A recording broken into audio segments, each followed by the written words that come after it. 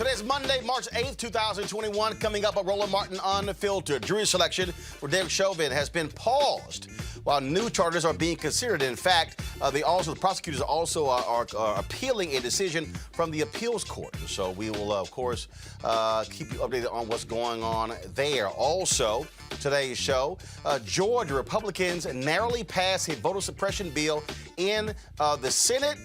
But why are they boycotting to stop debate? Democrats are angry with what they're doing. They're getting rid of course, absentee balloting. No excuse absentee balloting, even though they passed it 15 years ago because they thought it was going to help them. It helped the Democrats. President Joe Biden marked the anniversary of the Selma Bridge crossing. Bloody Sunday, the 56th anniversary, by expanding voting access. We'll tell you about it. Also, folks, we'll tell you about the founder for the X-Boys. Share some interesting thoughts about voting as well. We'll also be joined by 3 black doctors to discuss structural racism in the medical industry. Plus, fitness expert Averi Woodley is here with fitness tips for our Fit, Live, Win segment. And, of course, we talk about the story out of Plano, Texas. Young boy forced to drink urine. What the hell is going on? It's time to bring the funk on Roland Martin Unfiltered. Let's go. He's got it. Whatever the biz, he's on it. Whatever it is, he's got the scoop, the fact, the find. And when it breaks, he's right on time and it's rolling. Best believe he's knowing. Putting it down from sports to news to politics. With entertainment just for kicks, he's rolling. It's on go, roll, y'all. It's Roland Martin, rolling with Roland now. He's funky, he's fresh, he's real, the best, you know he's Roland Martin now.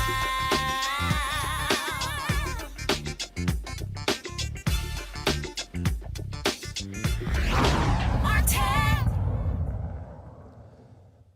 Day one of the trial of ex-Minneapolis cop Derek Chauvin is taking place. It ended early today. Hennepin County Judge Peter Cahill postponed the jury selection as prosecutors asked an appeals court to decide whether the trial should resume, while an appeal to reinstate the third-degree murder charges for Chauvin are still pending. Judge Cahill said he intends to resume the jury selection process tomorrow morning unless the Court of Appeals orders him to stop. Now, all day we have been, of course, live streaming various developments taking place out of Minneapolis on our Roland Martin Unfiltered feed. We've been streaming a protest outside of the courtroom, people there speaking up on behalf of George Floyd, of course, the black man who was murdered by Derek Chauvin when he pressed his knee up against his neck Memorial Day in 2020.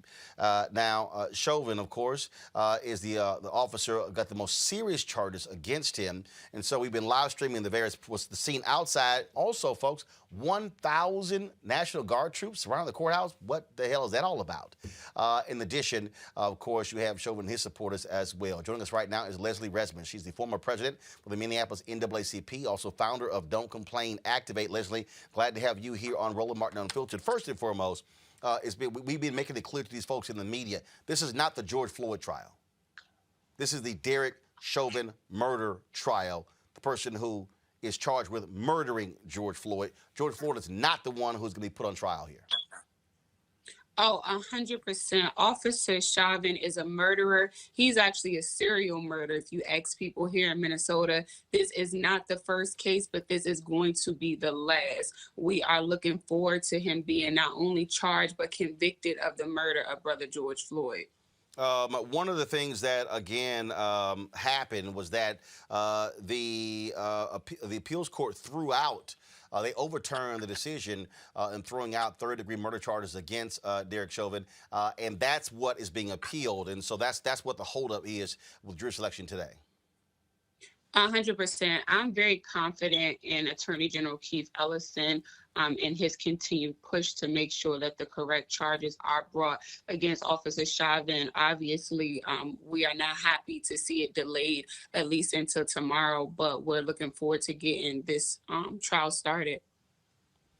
But one of the things that that we look at here is that obviously how Minneapolis responded to this. It was the murder of George Floyd has sparked national unrest all across this country.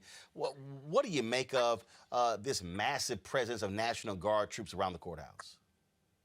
I think it's overrated. Minnesota, Minneapolis spent over $1 million barricading the courthouse. I think it's important to note they're not only intentional about protecting property, but protecting a white male police officer who murdered a black male so that he could get his day to stand at trial, a day that George Floyd did not get when Officer Chauvin took law and order into his own hand and decided to murder brother George Floyd. I think that it's always alarming to see the extent that America is willing to go to protect property and white people, quote unquote, from black people who are typically just peaceful protesters.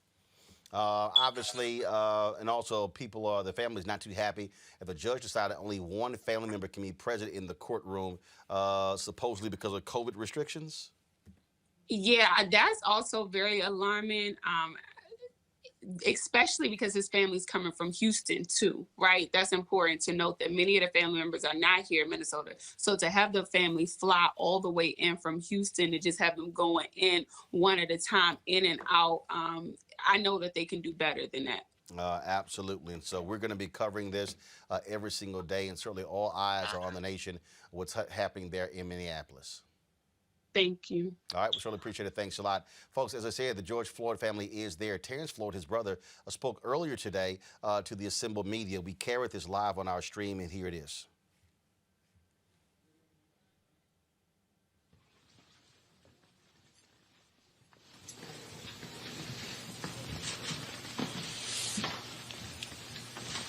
Good afternoon. My name is Reverend Kevin McCall, Civil Rights Leader, founder of the Crisis Action Center. We are joined by Terrence Floyd, the brother of George Floyd, Gwen Carr, the mother of Eric Garner, and attorney Sanford Rubenstein. We are here today to mark the continual road of justice. This road started when myself and Terrence and Attorney Rubenstein and others took the trip to Minnesota to call for justice and to call for peace. This is a continuous journey that we must continue to raise our voice and be heard. Millions of people across the country, of the USA and other countries, heard the rallying cry of justice for George Floyd. And now we are at a pivotal moment where the trial has started. And we know that people have different emotions and different aspects about what should folks expect, about what should happen. But we believe in God that justice would prevail. We believe in those peaceful protesters that continue to raise their voice and screaming, "No justice, no peace." We've been dealing with it last May, and we're going to be dealing with it in this month. We are hopeful and prayerful that the system that they tell us to believe in will work for us. We're prayerful that the system that they told us to be able to wait and let it work for us, that justice will reign. We're prayerful for that. And we want to say that those who want to protest, that they continue to protest, but do it peacefully. Don't loot. Don't do the things of destruction. Do it in peace. We'll be going down to Minnesota, Minneapolis, on March the 27th, after the jury selection, and we'll be down there calling for justice and monitoring and support of the Floyd family. Terrence will be inside the courtroom. Once the alternate family member will take their rightful place inside the courtroom. Because that's what justice does, is stay on top of a case. Not just when it's hot, but when nothing is happening. And we want to make sure that former officer Chauvin be held responsible to the fullest extent of the law. First and foremost, I want to thank everyone for the love that you've shown my family in this trying time. Basically, it's kind of surreal right now, but we have to basically relive this whole situation all over again. But by the help of God and my circle that's around me, Reverend McCall, Rubenstein, Mama Carr, David Wright, I'm going to get through this, and I'm going to help my family get through this. Like it was said, I'll be down there for this case, and I'm praying and hoping for the outcome that we all want.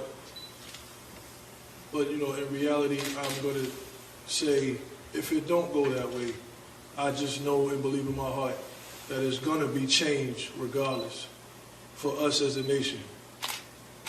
Thank you. Go to my pound. Dr. Clemmy Harris, Director of Africana Studies, Department of History, Utica College. Dr. Avis Jones-Deaver, Political Analyst. Dr. Julian Malveaux, Economist, President Emerita, Bennett College. I'll start with you, Avis. This, of course, is the trial all eyes are going to be looking at. We're still, of course, waiting to see what the appeals court is going to decide here. But the reaction so far, I'm really not understanding 1,000 National Guard troops surrounding the courthouse. That really? Yeah.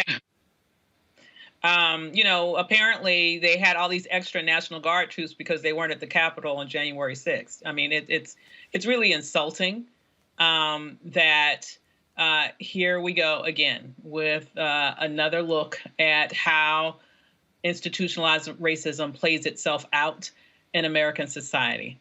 It is an insult to Black people. And not to mention the whole travesty that brings us to this position to having to have that trial in the first place. And so I'm hoping that we will see a modicum of justice and see justice, period, at the end result of this trial. But once again, just looking at the history of this nation, unfortunately, I won't believe it until I see it. That is the position many folks actually have, Clemmy, and that is, not much faith in seeing a prosecutor a police officer held accountable for their actions that resulted in the murder of George Floyd. So I have to agree with you, Roland. I certainly agree with my esteemed panelists. There is a very long history of not holding police officers accountable, and we had to sort of take a step back to see what's happening here. To challenge a police officer is to challenge the sovereign power of the state, right? The state has the power to police the body. The state empowers police officers to kill. This is a system that, while framed around the murder of George Floyd, dates all the way back to racial slavery and colonialism. So it's important that we sort of understand that.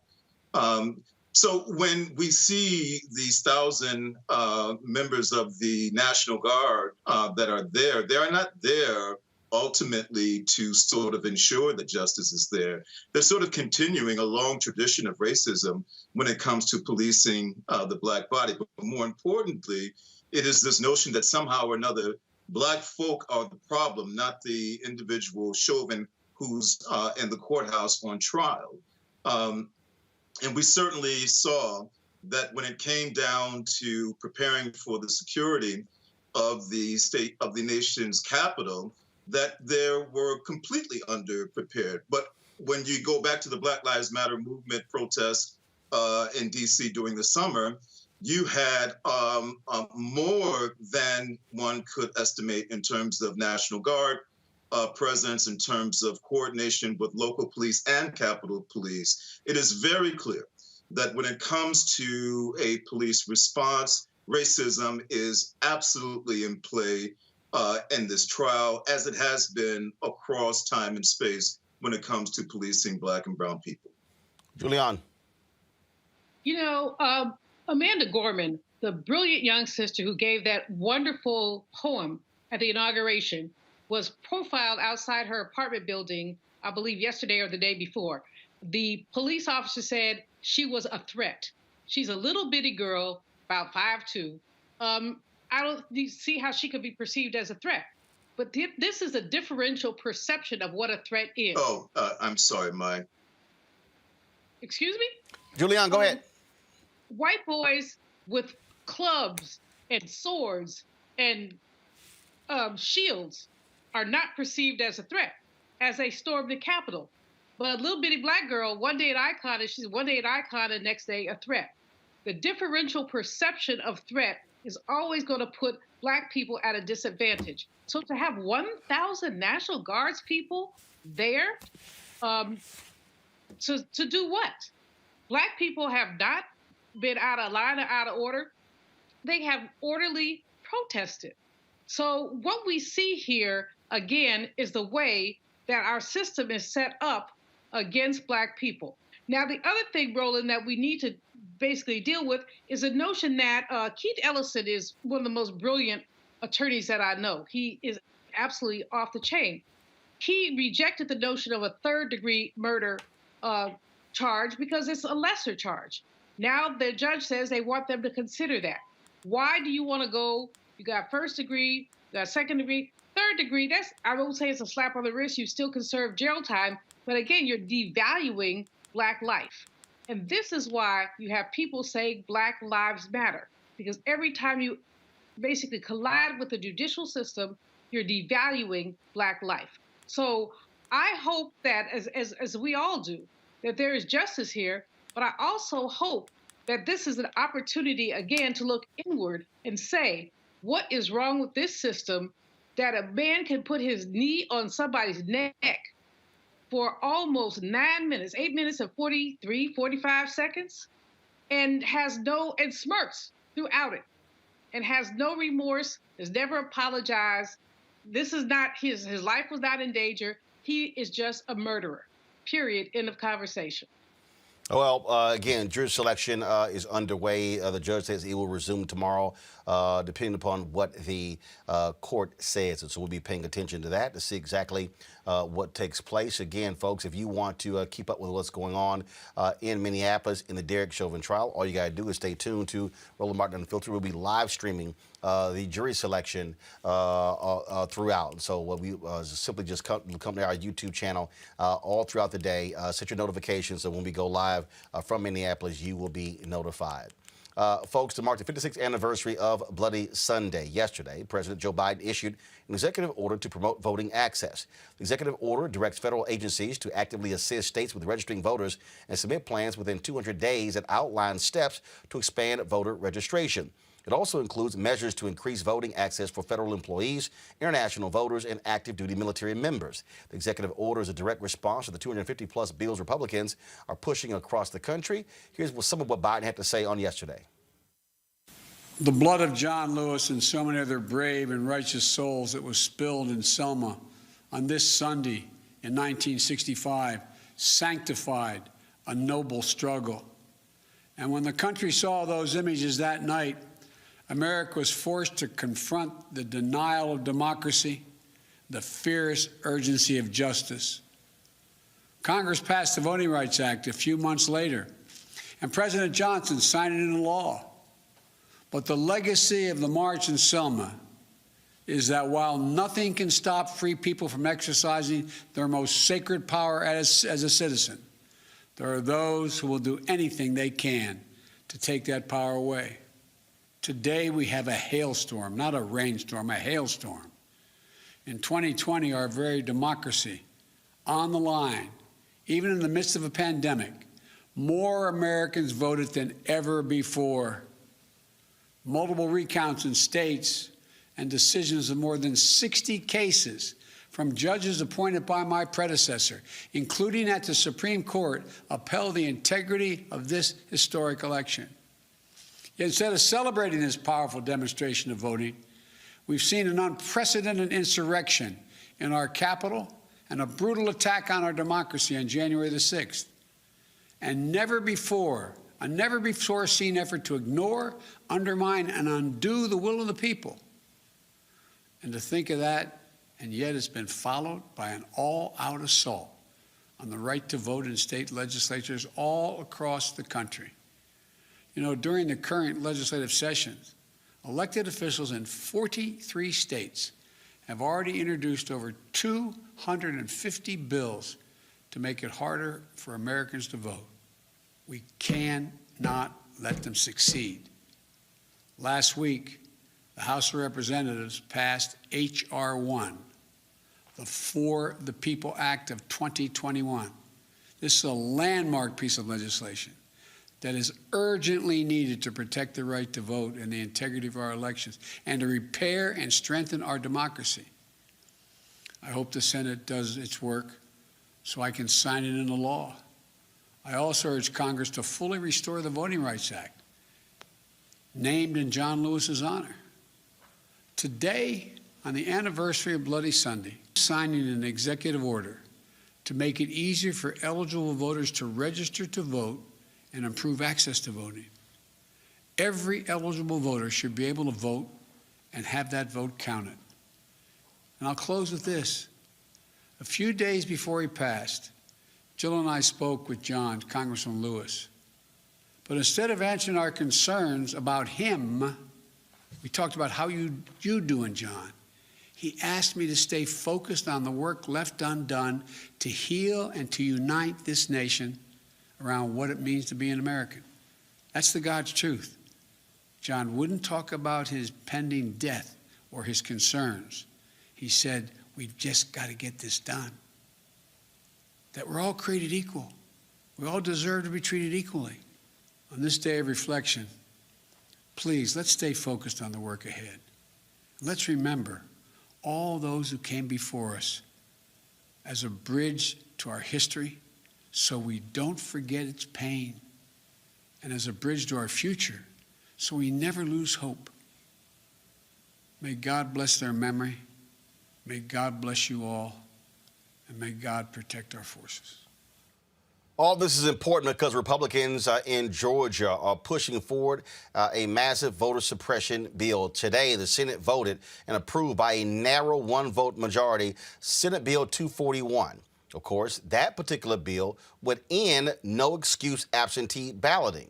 Critics also say that this voter suppression bill is going to cost Georgia taxpayers an additional $30 million in the next election cycle. That makes no sense whatsoever, y'all. No sense whatsoever. Now, they're calling on folks to reach out to Republicans, including John Albers, Clinton Dixon, Max Byrne, Randy Robertson, Brian Strickland, Jeff Mullins, Bill Cowsert. Now, here's the deal. Only 3 Republicans chose not to vote with today's bill. The lieutenant governor, who does not have a vote, opposes the bill as well. So exactly what is going on in Georgia and how much sense does it make? Joining us right now is King Randall One, founder of the X for Boys organization based out of Georgia. So King, explain why in the world, you're conservative, correct? Yes, sir. So please explain to me why this bill, why Republicans are pushing forth a voter suppression bill when last year we saw record turnout in Georgia, record turnout. So why would they want to restrict voting when you just had record turnout in Georgia? Well, let me start off by saying you had me mistaken. I'm not a Republican. I do consider myself conservative. No. Actually, I didn't say Republican. I said you're conservative. Okay. I said you're conservative. Right, absolutely. That's what I said. Right. Yeah, I was saying that because you called me a Republican on Twitter. However, with this particular bill, I don't consider voting my particular fight. I do consider voting a asset to us and maybe something we can use as a tactic to help. But as far as us pushing voting all the way out, like voting is going to be some systemic change for the Black community, to me is not the way to go. If you look at the human anatomy of the body has its many different parts. And I do respect you guys' fight, in regards to voting, but I don't consider myself fighting for the right to vote that much. Because do you not vote? We hadn't got anything. Do you not vote? Government. Yes, sir. I vote. Absolutely. Okay, so when you say you guys' fight, first of all, there are multiple fights, there are multiple issues we can be concerned about. Voting is one of those issues. Are you not concerned that Republicans in your state are trying to restrict access to the ballot for no reason other than they are pushing the lie that Donald Trump also pushed? Right, absolutely. I understand exactly what you're saying. However, again, that's not my fight. I believe. No. I know. I asked you a question. And the question is this here: do you believe Republicans in your state are wrong to be pushing this voter suppression bill? Can you give me the list of things that's all on the bill? Because I know you said the voter ID. Well, no. Here's a perfect example. This particular bill right here gets rid of no excuse absentee balloting. Republicans in Georgia passed no excuse absentee balloting 15 years ago, thinking it was going to help them. They're angry because you had people who voted for Joe Biden and Kamala Harris, and also John Ossoff and Raphael Warnock won. So they're changing the law because they're angry they lost at the ballot box. But for 14 years, it was fine until last year. Is that, again, do you consider that to be egregious on the part of Georgia Republicans? Why would they change the law because they lost? How about making a better argument for the voters? I agree with you. I do. I agree with you. I'm not against you there. I definitely think that is an issue that I believe you guys could fight. But that, again, voting is not my issue to fight. I believe. So what's your issue to fight? My issue, I fight for young Black men before they die. And that's what I do in my organization. I do teach them to vote, but I don't tell them that voting is going to be the be all end all. No one says the be all the end all, but it's a part of it. But you guys promote voting like it's just going to change like the systemic outlook of the Black community. That's not where it's at. We have to get out and go do for self in our own communities. So define do for self. When I say do for self, you shared one of my tweets, my videos, and I was actually a big fan of yours, but you shared one of my tweets. When I said Black people need to stop begging the government and go and do for self out in our communities, you shared the video and called me an idiot. I didn't see anything idiotic about that statement at all. So when you say do for self, like what? Explain that. Okay, for example, here in Albany, Georgia, we complain about our school systems a lot. Many of our young men can't read. They have very horrible literacy rates. We don't have any rehab programs here for juvenile offenders. What I decided to do, I started a program 2 years ago, decided to do for self, and I started taking children into my home. I started taking custody of kids from juvenile court, and I started molding them and training them and teaching them skilled trades, etc. Now I'm 21 years old. I just purchased a school here in Albany, Georgia, to combat us being in the government-funded schools that are not teaching our children what they need to learn. So that's what I mean by do for self, simply getting up and going out and do it. So I beat the stereotype that I'm young, Black in America, and I can't do anything because somebody's holding me down. Absolutely not. So a question. Teenagers went and go ahead. Me and some teenagers went and bought a school, and we just bought a school bus simply from going out and doing work. We decided to go fix our own communities. I'm not expecting anything from no politician. I'm not expecting nothing from Donald Trump, Joe Biden, or nobody. We're gonna go do it for ourselves, and that's what I believe we need to be doing. I can vote, sure, but nothing's gonna change in our communities. So you went to the juvenile court system. Is that not government? Absolutely. So when you say purchased a school, and this school is going to be what? Private school, charter school? What kind of school is it going to be? No, it will be independently owned. This will not be funded by the government. No, that's why I asked you. So it's going to be a private school? Yeah, absolutely. It'll be a boarding school. A boarding school. And then for the folks to be able to afford to send their kids to the boarding school, what kind of mechanisms are they using in Georgia? Their own funds? Are they using school vouchers? What are they using? I can't hear you. Say that again for me. I said, what mechanism are they using to send their kids there to pay for the school? Their own money, or are they utilizing vouchers from the Georgia government? Absolutely. So for our school, we're financed completely by donors. We have many donors that have given yearly endowments to our school that will be able to pay for these students to come to our school for free. Many people believe in our mission, and we're making sure that young Black men, where we live, where we don't have any rehab programs for juvenile offenders to even get out of jail and stay out of jail, we have people that believe in our mission that are trying to send children to the Expert Boys for free. We have many people that are trying to send kids to this boarding school to be able to take care of themselves. That's what I mean by doing for self. We got to simply get up and do it. So you don't believe that government policymakers play any role whatsoever in being able to impact the lives of Black boys and others in Georgia? If we take them out of that government system, we don't have to worry about that. I keep saying, how is that? So no, hold on. So here's the question. Hold up. Here's the question.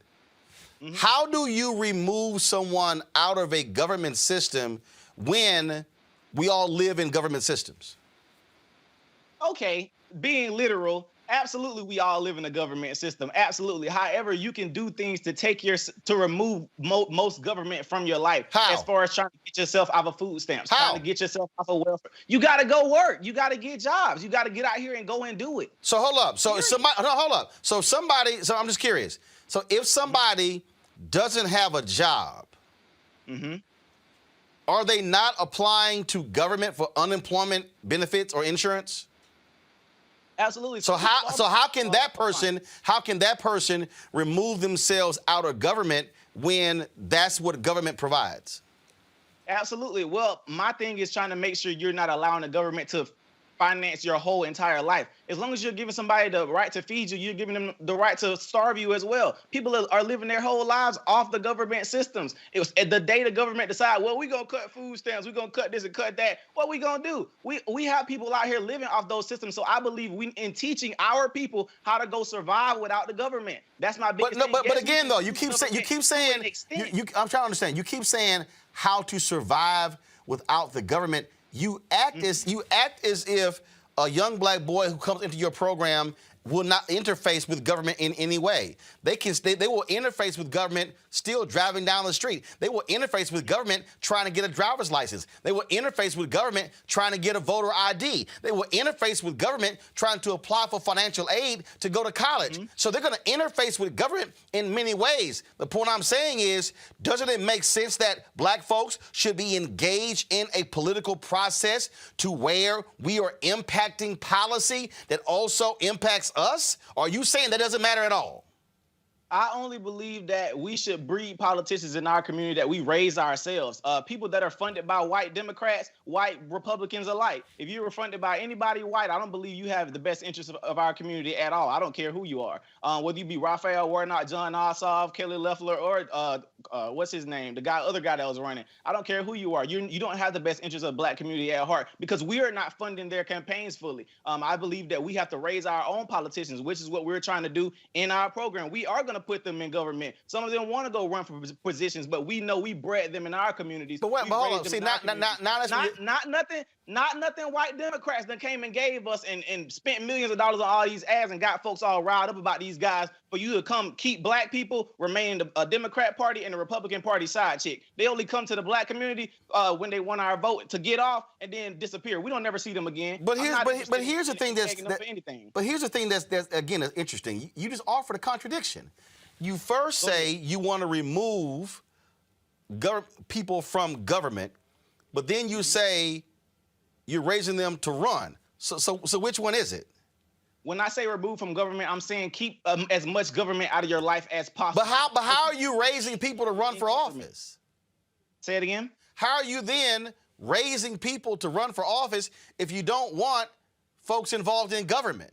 So here's the deal. Okay, how about this? Okay. So the young men that you're raising up to be in government, how in the world are they going to be able to be effective when you have Republicans who are passing voter suppression laws, and then you're saying, well, that's really our issue? Aren't they making it harder for the very folks you trying to raise up to get elected? I didn't say our issue. I said that's not my issue that I'm fighting. But like you just said you're raising up politicians.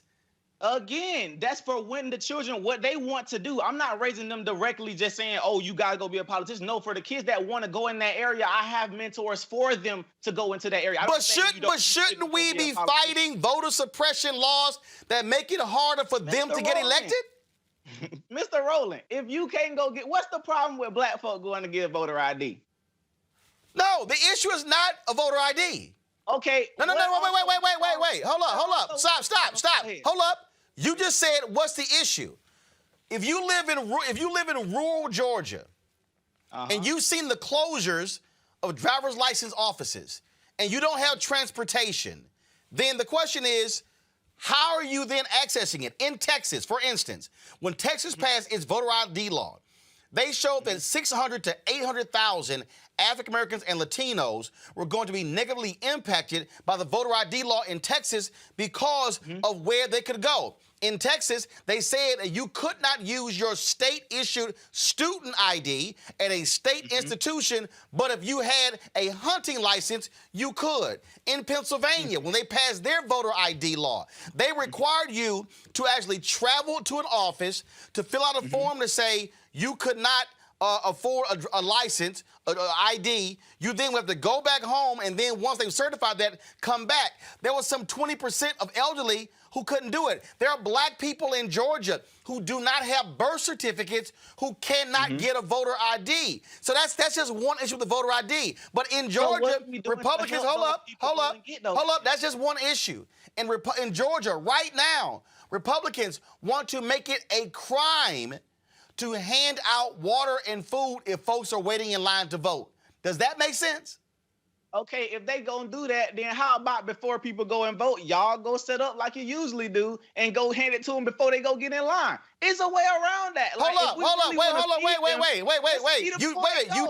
You do realize there were massive lines in Georgia and other states, but again, you still dance around my question. Why legislate handing out of water and food? Why? Well, I don't know. You got to ask them that. No, you the conservative. You in Georgia. Hold up. These are your lawmakers, not mine. These are yours. So the question is, how much sense does it make to outlaw water and food? I don't see why they're doing that. That's something. That's a question for me too. I don't understand why. So do you also think it's wrong for Republicans in Georgia to restrict voting on Sundays when they're specifically targeting black people who do souls to the polls? Is that good or bad? Well, I didn't see the law that said they're directly targeting black people, but I would assume who votes on Sundays? To the polls. More black people are participating in voting on Sunday and souls to the polls. That's targeting black people. So you think that's okay? So you also think that's a bad idea, right? I would think that's a bad idea, but if that push come to shove, we got to vote on another day. If we really want to vote, we got to go make it happen. Push come to shove. What about ballot drop boxes? So, for instance, they're going to require them to be located inside of early voting locations, which means that you can only drop off your ballot when the voting location is open. If it's closed at 6 and you get off work, you can't drop it off. As opposed to right now, it's 24 hours. If you could just come by like a mailbox, drop it off. Good or bad? That's bad. I agree. That's bad. Okay. So that's bad. Absolutely, I agree. Got it. You also have, they restrict early voting buses to emergencies, meaning if you said y'all bought a school bus, right? Yeah, absolutely. That means if you decided to say, hey, we're going to provide a public service to the people in Albany and drive them to the polls, this law says you can't do that. That's a problem. So, for the things I mentioned is a problem. Okay, all right. Do you also think it's a problem? It says bans outside funding of elections from nonprofit organizations. So you have governmental entities who say, hey, we can't afford X number of workers. You got nonprofits out there, nonpartisan, where people actually fund staff and things along those lines. Republicans in your state say, oh, we're going to outlaw that too. Okay. Good or bad? That's a problem. All right. So disqualifies provisional ballots cast in the wrong precinct. So let's say you weren't aware they switched the precinct and you actually voted in that precinct. This law says, sorry, forget about it. It gets thrown out. I mean, I wouldn't say that's good or bad. It's just something you got to pay attention to. Yeah, but you got to pay attention to. Okay. Got it. Yeah. They set a deadline to request absentee ballots 11 days before Election Day. Why? I mean, like, what's the big deal? You got to ask your lawmakers. They're actually passing it, but you're a resident of the state. Aren't you concerned about the laws that these folks are passing that are going to have an impact on the people there in Albany, Georgia? Absolutely. However, that's not my fight. We have people fighting for that, but I'm not fighting for that. I mean, you're not fighting for it. Do you care? Okay. Do you care? Yeah, I care, but I know I got people like you and other people around here fighting for our right to do that. But the body has many different parts. That's not my fight. Gotcha. So if you're trying to move folks to change things, they're in Albany. And this is one of those things that is a part of our process, is a part of way of life, meaning you can be out there, you can have your own business, you can do for self, you can have an urban farm, you can do all those sort of different things. But if Republican lawmakers in Georgia are making it difficult for you as a citizen to be able to participate in the electoral process, should that not be contested? Should that not be fought? Yes or no? I believe it should be fought. If we do find issue and fault with that, I definitely believe we should stand up and go fight for that. The people who do fight for that, but that's not something I fight for. Again, that's just not my fight. I know we have people here that are doing that and that are fighting for different injustices, but that's not my area of injustice. Body has different parts. You talked about getting donations from various people. Do you think it's a part of your fight if African American businesses are not getting their fair share of city, county, and state contracts? Because if black businesses are able to actually get their fair share of taxpayer dollars with contracts, they actually can create and grow businesses and build capacity to help fund initiatives like yours. So does that matter? Yeah, absolutely. That matters, yes. But that's also tied to government. So would you be willing to work with folks who are petitioning government to increase the capacity of black businesses in getting state contracts? Ask that question again for me. Would you be willing to fight with others to grow the capacity of black businesses to get city, county, and state contracts where they are being able to build their businesses? Because in America, prior to COVID, you had 2.6 million black-owned businesses in America. 2.5 million only had one employee doing average revenue of $54,000. Because of COVID, we lost 41% of black businesses. And so does that petitioning government matter getting those contracts to you? Absolutely. I definitely agree.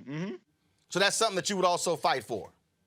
Yeah, absolutely. I'm even encouraging some of my children to start businesses, so that's something they would have to look into. Absolutely. But wouldn't you also want to have legislators who are in office who are more likely to support that initiative versus those who are against it? Absolutely. I definitely agree.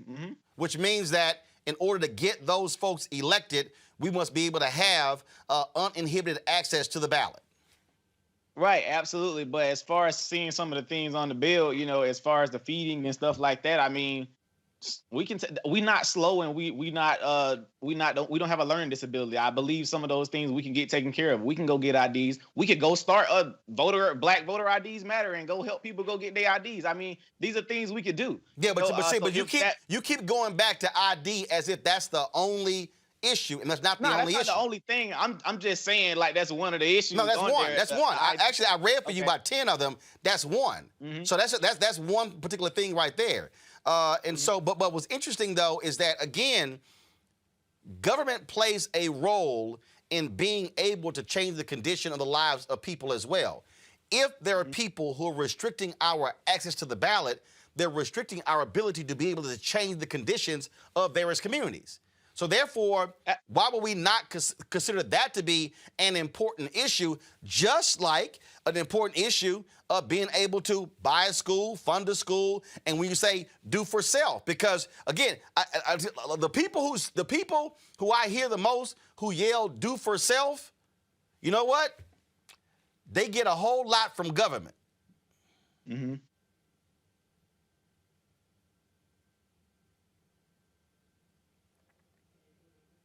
So when you say do for self, we can't divorce ourselves from the reality of the role that government plays. Well, this because is the same in fact, America. your school you bought, you have to, that has to be up to code, correct? Yes, absolutely. That's government. Okay. And so we can't. So this notion of removing ourselves from government just doesn't exist because we deal with it every single day.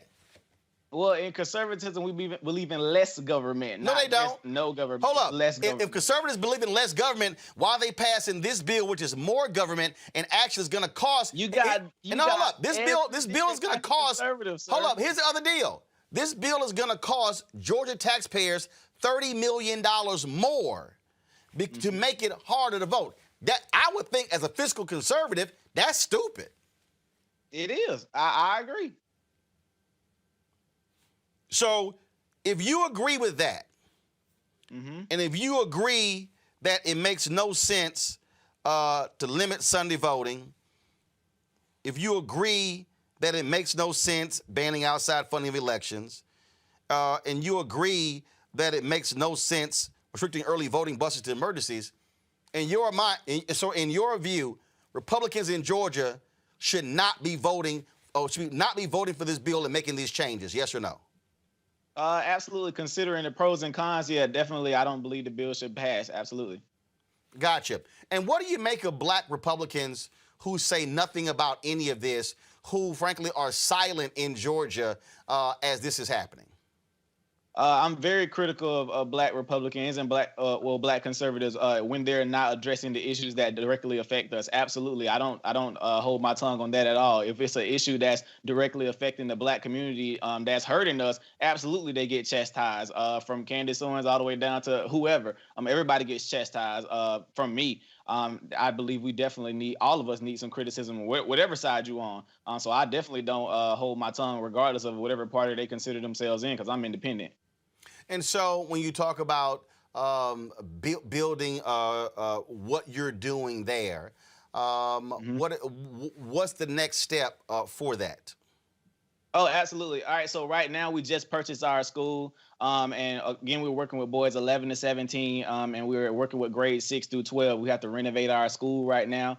And after we get finished renovating our school, we're also going to start our summer program where we're going to teach 40 young men how to build 2 houses from the ground up. We're going to get Lowe's to sponsor this for us, and we're going to make that happen. So right now, we're just trying to get all our ducks in a row, get the accreditation that we need, so that way the children can use their diplomas to go to college, et cetera, and also do dual enrollment with Albany Technical College here where we are to, work in the skilled trades. Our biggest thing is trying to make sure those children who may not want to go to college also have a way to make it and to see that they can make it. So for me being young and 21 and doing these things for them, I just want to make sure that they know they can be young, black in America and still go make it happen regardless of the stereotypes they give us. You spoke of accreditation. From who's it? From who?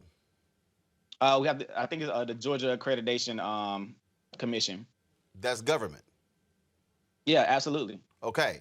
See, the point I'm making here is that even with the effort that you're doing, you cannot divorce yourself from government, which means that which means that for you to be even more effective, what's important is to have individuals who are in power in government who are not standing in the way of what it is that you're trying to do. In fact, they are encouraging that. The problem is when we have individuals who are blocking the very thing that you're talking about and not providing access to folks, whether it's voting, whether it's contracts, whether it's participating in this so-called American dream. That's the fundamental problem I'm talking about. So when I say we have to fight on all those fronts, we can't say I'm going to just do for self as if I don't have to deal with this whole system. We got to make sure that there are people who are in power who are sympathetic to folk like you, but who are not trying to make what you're trying to do harder. Right, and when I mentioned at the beginning, I said the body has a full anatomy, meaning somebody has to be the heart, somebody has to be the brain, somebody has to be your lungs. When I say I'm doing for self, I'm over here working with my children and we doing for self. You are being the lungs or the brain or what have you, and you are fighting on that end for the Black community. That's not my fight. When I said that, ain't that I don't care. It's just I got stuff I'm worrying about on this side. I like for you to worry about the voter suppression and things like that, but I'm going to worry about the children on this side, and that's what I want to do. I want to help the kids. I don't necessarily worry about what's going on in government because I know people in our communities that are going hard for that. I don't need to go hard for that because other people are going hard for that for us because they believe in what we're doing. So absolutely, I definitely appreciate everybody's fight in our community. I mean, our fight has a whole body, but I can't fight every fight. I'm going to fight the one fight that I believe in and that I'm good at. Well, absolutely. And that's why I use the phrase, we all have lanes.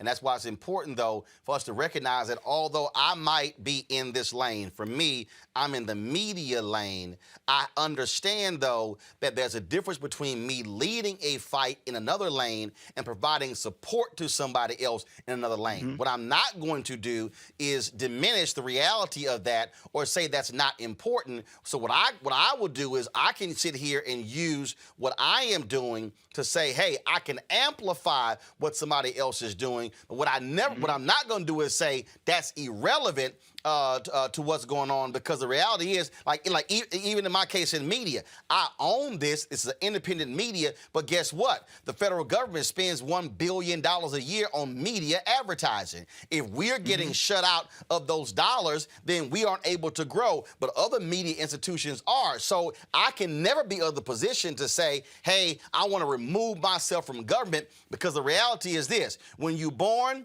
that birth certificate is a government document. When you get immunized, that's a government document. When you get married, first of all, that high school diploma is a government document. When you get married, that's a government document. When you get divorced, that's a government document. And when you die, your death certificate is a government document. And so my point is this here: I want to make sure that we are involved in the voting process to ensure that we are electing people who have our best interest at heart and who are passing good policy to allow us to be able to do the things that you're talking about. But what I will never do is say, hey, I ain't sweating that, because that could actually make your job a hell of a lot harder. How can folks get in touch with your organization? Absolutely. Well, my name is King Randall. You can follow me on all social media at New Emerging King on Twitter, Instagram, or Snapchat. And Mr. Roland, I definitely would love for us to stop with the Twitter back and forth battles. I'd actually like for you to come speak with my kids, or at least talk to them via Zoom. Because like I said, I was a fan before, but I don't really care for the going back and forth on social media. So I would love for you to speak with the kids. And also Miss Erica Savage, one of your former hosts, she's a big fan of mine. And so I definitely love for you to come talk to my kids. Absolutely. Oh, that's not a problem. And again, when I was in Albany, I was there 3 times helping Ossoff and Warnock, trying to rally black folks there. So I had no problem being in Albany, got no problem speaking with the kids. And if I do, I'm definitely going to teach them about the power of voting and how to use it. So just let me know when you want to do that. Yes, sir. Absolutely. You just let me know, and we'll do a back and forth offline. All right. No problem. I appreciate it. Thanks a lot. Absolutely. Peace out. I'll bring my panel back into this conversation, Julian, as well as Clemmy and Ed Avis. The thing here that for me, Julian, again, when we talk about these issues, when I hear conservatives talk about less government, the Georgia Republicans actually voted to keep local governments from, quote, defunding the police. Alabama Republicans restricted local governments from taking down Confederate statues. So one of the issues that I have with Republicans and conservatives when they talk about less government, they only like less government when they're not in control. Well, even more than that, Roland. They talk about less government, but they want to restrict a woman's right to choose. That's government. A woman should be able to have an abortion, not have an abortion. Why are you up in that? We talk about taxation. You know, these Republicans are so concerned about the 1.3 trillion that President Biden wants, but they gave 1.3 trillion to the wealthiest. So they want government to work for them, not for anybody else.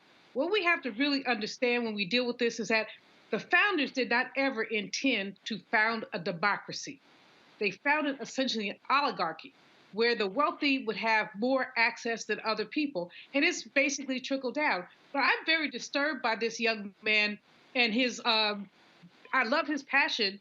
I'm disturbed by his naivete in terms of talking about too much government, because you can't get a letter through the mail without government, and you're not going to.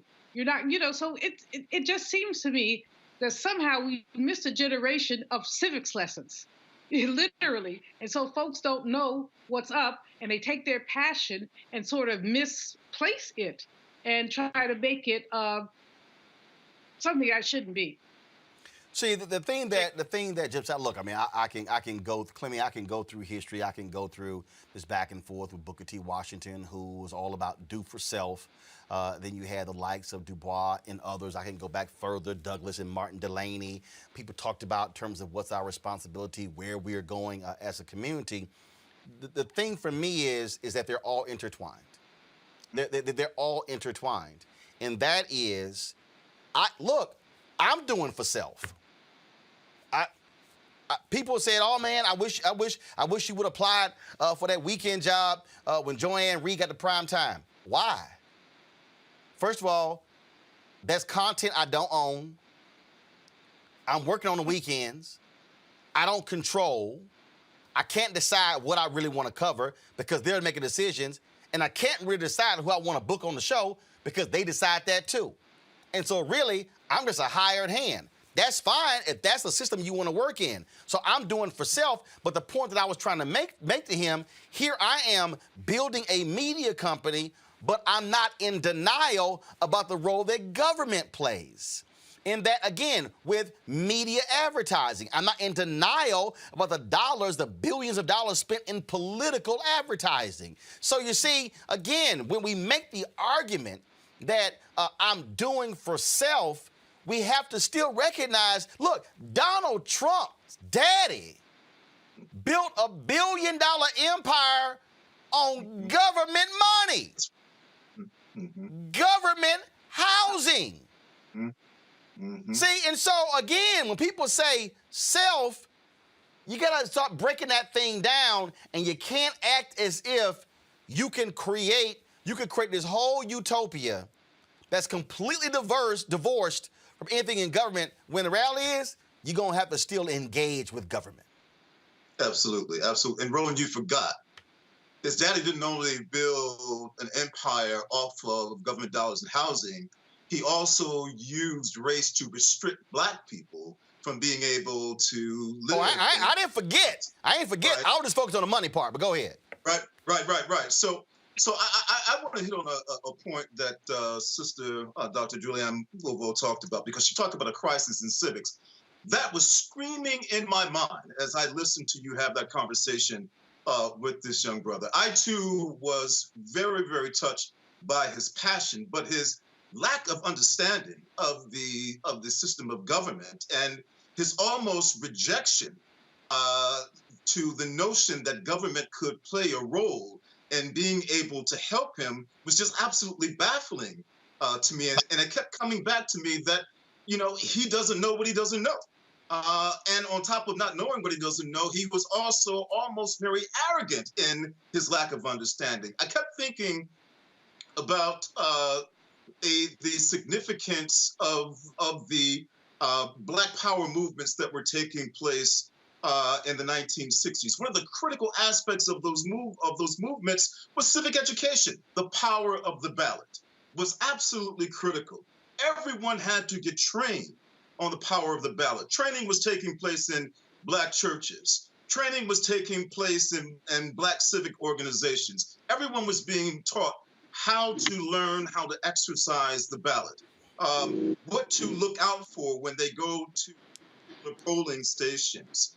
And so this notion of him saying that we want less government as somehow less government was going to be more effective in helping him to sort of pull himself up by his bootstraps, once again reflected a real lack of his understanding in terms of the power of the ballot. But I want to go even further than that. Real quick, I got to go to Avis for the next topic. Go ahead. Okay.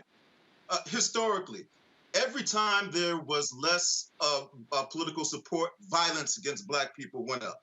Less political support, economic disenfranchisement of Black people went up. So the notion that somehow or another he could succeed with less government is just simply a reflection of him just not knowing the power of the ballot. Bottom line is here, Avis, I'm all for us creating our own institutions, but I don't believe in, and I tell everybody, when we talk about voting, I've never believed it's the be-all to end-all, but I do believe it is a weapon in the battle. Oh, absolutely, it's a weapon. And it's a weapon that the other side used quite deftly. That young brother is doing amazing things, and he may be a little naive. But there are other people who are just plain hypocritical. So if you look at a person like Elon Musk, who is a billionaire, who's out here railing against the government all the time, do you know that he has received $5 billion? That's how he's a billionaire. Government subsidies. Billionaire. Taxpayer dollars. Strictly based on money he got from the government. Yet he's out here every day on Twitter acting like a fool, complaining about the government. You know, these people know what they're doing, but they just don't want you and I to have access to the benefits that are available and that they are getting rich off of, to the tune of being multi-billionaires based on the money that they're getting from the government. Absolutely. All right, folks, let's talk about this next story. The JAMA Network recently posted a podcast entitled Structural Racism for Doctors. What is it? The Journal of the American Medical Association is a peer-reviewed medical journal published 48 times a year by the American Medical Association, the largest medical group in the country. It publishes original research, reviews, and editorials covering all aspects of biomedicine. They promoted the podcast on Twitter with a tweet that began, go ahead and show it, y'all, "No physician is racist." Show the tweet, please.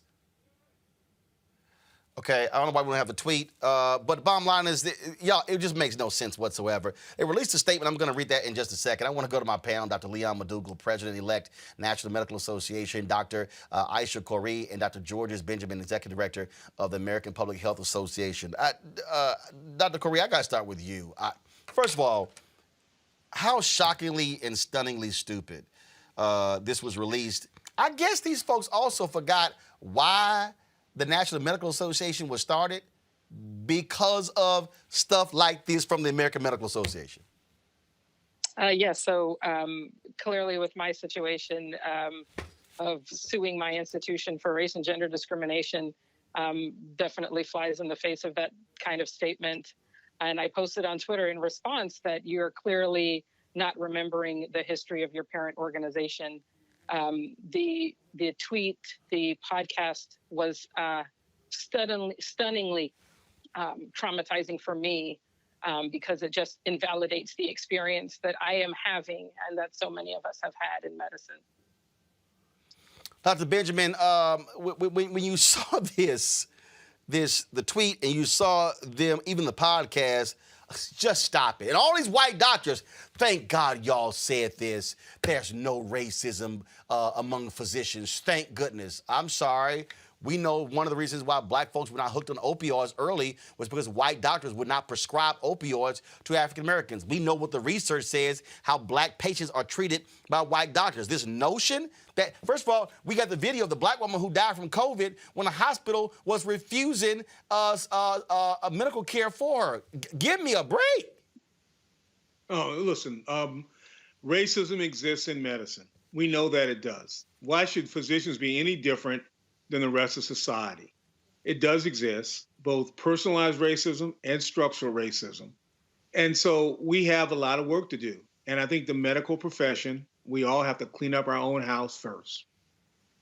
It was just interesting to me, again, Dr. Madougall, because this led to a massive reaction from black doctors. I'm talking about they blew up social media, force JAMA to take the tweet down, force them to also issue an apology that, and some say, still is not a sufficient apology. This is the actual tweet, Doc, that they put up. No physician is racist. So how can there be structural racism in healthcare? An explanation of the idea by doctors for doctors in this user-friendly podcast from the great Dr. Katz, NYCHH, and EHL JAMA. How did you feel when you saw this? Well, Roland, you bring up such wonderful topics to discuss. So this, I would think, goes back to the curriculum of medical school. So in medical school, if you're not taught about racism, institutionalized racism, personally mediated racism, and internalized racism, if you haven't read Dr. Kamara Jones, The Gardener's Tale, a theoretical framework of racism, that needs to be part of the curriculum. So education is the key. Dr. Curry, again, what's amazing here, this, as I saw this, and then I saw the reaction of these white doctors, all I could think about was Mike Pence on the debate stage saying, all of this implicit bias stuff, all of this talk about systemic racism, this is not America. This is not who we are. Basically, what these white doctors are saying is, the hell with all y'all black doctors. We ain't listening to none of y'all. And I think that's why you saw a collective of us respond. I know that individually, a group of physicians that I've come to know that are advocating through our online advocacy came together, and we wrote an email, a letter to Dr. Katz and others, and soon we will be publishing those responses. But I also have to say, just in my experience, to Dr. McDougall's point, this is about education, not only in the classroom but beyond. But we do need institutions like the NMA to come out when Dr. Denner and I are being removed from positions when we're trying to do our jobs and educate in medical and training institutions. Additionally, we see that there is an intolerance for this from our white colleagues, especially our younger white colleagues. They were just as gleeful. They were just as, they were gleeful. Well, some for sure, but. At least the folks in my circle were just as ardent in the removal of such a ludicrous statement. This was the statement they released. Go ahead and pull it up, y'all. I'm going to read this. I want to read this and we'll get y'all reaction to what JAMA released. This was on March 4th. Come on, pull it up, please. Thank you. On February 24th, JAMA tweeted about a recently posted podcast discussing structural racism in medicine. The language of the tweet, as well as portions of the podcast, do not reflect my commitment as editorial leader of JAMA and JAMA Network to call out and discuss the adverse effects of injustice, inequity, and racism in medicine and society, as JAMA has done for many years. I take responsibility for these lapses and sincerely apologize for both the lapses and the harm caused by both the tweet and some aspects of the podcast. JAMA will schedule a podcast in the future to further discuss issues of structural racism and health and to address concerns raised about the podcast. Howard Balkner, editor-in-chief, JAMA and the JAMA Network. Dr. Benjamin, your response to that? Yeah, well, I'm glad Howard did that. But I think the fundamental problem here is a lack of understanding from some people what structural racism is. Structural racism is a system of disenfranchisement in our communities. It's when you don't allow people equitably to get on the medical staff. It's where you put your hospitals. It's how do you set up your appointment systems, in addition to how you might treat patients in the healthcare setting. Numerous studies, even published in JAMA, have shown the inequities that the people of color have received in the hands of practitioners who are not treating them equally. And many of these systematic problems have occurred for years. I was in Washington, D.C. when we had a city hospital. And, we had actually a service that was certainly at the city hospital, but on one service, most of the residents were white. And on the other service, most of the residents were African American. And they represented the historical inequities of the system that was still there in Washington, D.C. at that time. Dr. McDougall, what should happen next? So what should happen next is, one, Dr. Aletha Maybank at the AMA, she is their chief equity officer, so I'm sure she's involved with this.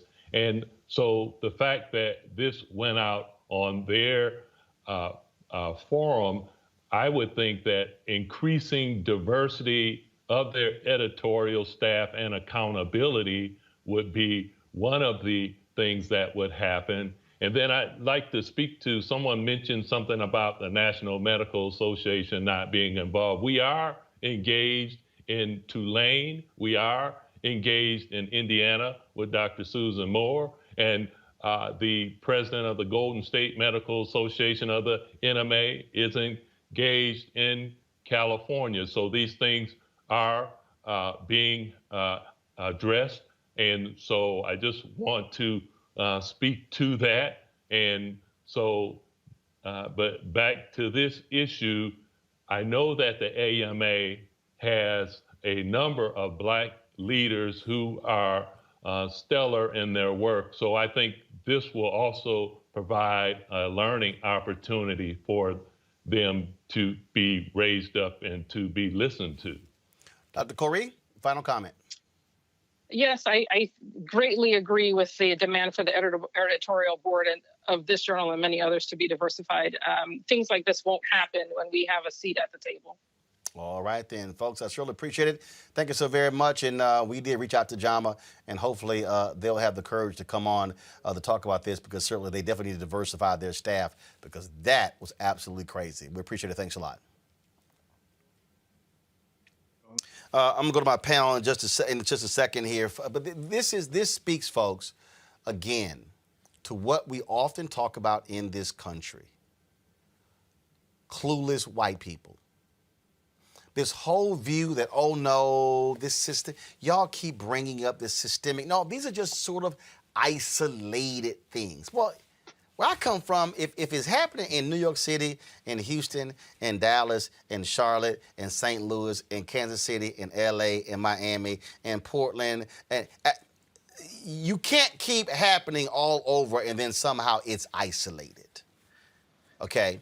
When Serena Williams talked about, this is a Black woman with money, like a lot of money, who had to yell, kick, and scream to get proper child care.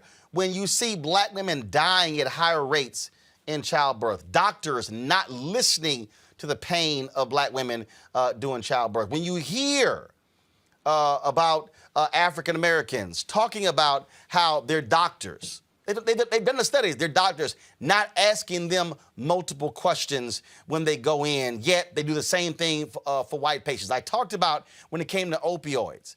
Hell, that was one example where racism actually helped Black people, because doctors were not just shoving opioids down our throats. But this notion that somehow it's just, oh no. See, here's what I think, Julian. And this is, to me, is the real deal right here. The real deal right here is a lot of white folks in America think that if there's no burning cross and there's no hood, then no racism doesn't exist. Because they have ignored the issue of structure, because they've ignored the issue of unconscious bias, because they've ignored the issue of economic inequity. I mean, racism, sexism, predatory capitalism are baked into the cake we call America. That's just it. And so the Institutes of Medicine, as an example, did a study about a decade ago where they talked about how a Black man with a broken bone was less likely to get painkillers than anybody else. They just assumed the brother was trying to hustle painkillers, but he had a broken bone. And medicine is no different than anything else, except for they're holding our lives in their hands. So when somebody says, I can't breathe, a police officer thinks, oh, he's just faking. When in fact, they're not faking. When a sister, I could just run examples down to you about the things that happen to our people in the course of healthcare. When people assume before asking that you may be on Medicaid, so they give you a certain kind of treatment as opposed to knowing that you paid X number $100 a month for your health insurance. I mean, we could just go down the list, but the fact is that we see racism everywhere because it is everywhere. But in medicine, it's a matter of life and death. And so there are people who do not get the care that they need, the drugs that they need, the help that they need, because they are seen as less than. And that's baked into the American cake. So we are less than. We don't feel pain the same way. We don't, we don't need the same things. I have a colleague whose wife actually was sent home after a week in the hospital and ended up dying because she had an internal infection. I mean, they should have kept her longer. She should have had better care. But she was a Black woman with a relatively inarticulate husband who didn't know how to fight her fight. That's what happens to Black people. The thing here, Clemmy, is you just got folks. And look, you deal with it in academia. You got there are white faculty folks who, why you could talk about tenure, you could talk about all kind of different stuff, and they swear, oh, those things don't exist, not amongst us. Yeah, it does. And let's be real clear, structural racism ain't about white conservatives. It's white liberals, because the operative word is white. There you go. Let me go ahead. Absolutely. I mean, a couple of things are important here. One is that, with regards to healthcare, it's baked right into the urban planning structure. And so we should really understand that, right? That is absolutely baked in that. But it's also an extension of more than a half century of quote unquote colorblind discourse in our politics, right? One of the interesting outcomes of the civil rights movement was that the civil rights movement was all about identifying the racial inequalities. But after the civil rights movement, when we start to talk about how we start to see Black politicians move from a balance of power structure to actually taking over large structures such as cities, running for governor and things of that particular nature, to secure liberal whites, you have to stay away from the race question, because the notion was after the civil rights movement, race was fully restricted, right? Everything was fine. Anything else after that would tend to push liberal whites away. In the academy, trying to get folks to see that putting an emphasis on diversity at the student level without also having diversity in the faculty, racial diversity that exists within the administrative structure is just a continuation of the type of racism that they think doesn't exist. But if you have an all-white administrative staff, if any Black student cannot look up and see that there is a Black provost or a Black dean, then ultimately they are engaged in a system of racist education. All right. The thing here, Avis, is simple. That is, we are not far removed from Jim Crow. Not at all. The reality, I mean, we're not. And people want to act as if that's the case. I remind folks all the time that, look, I was, born in 1968. So if you say 1980, Reagan's elected, hell, I'm 12. Yeah. You barely a decade, like I say, you barely over a decade. This ain't long in America. Not long at all. I'm a 68 baby too, and my father was born a sharecropper. So we're not far from that history. And here's the reality around why white people all of a sudden go ghost, no pun intended, when you have discussions around institutionalized racism. And it is this. If you acknowledge that an immoral thing happens and you try to propagate the lie that you are a moral human being, then you are obligated to do something about it. And so the reason why there continues to be this denial of the reality of institutionalized racism is now they have no responsibility to do anything about this thing that they clearly benefit from. and have benefited from for centuries. So it's a way to be able to ride off the spoils of the status quo through the unearned advantages that you got, that your mama had, that your grandmama had, and all the way down the line, while every step of the way claiming that you earned that which you did not earn.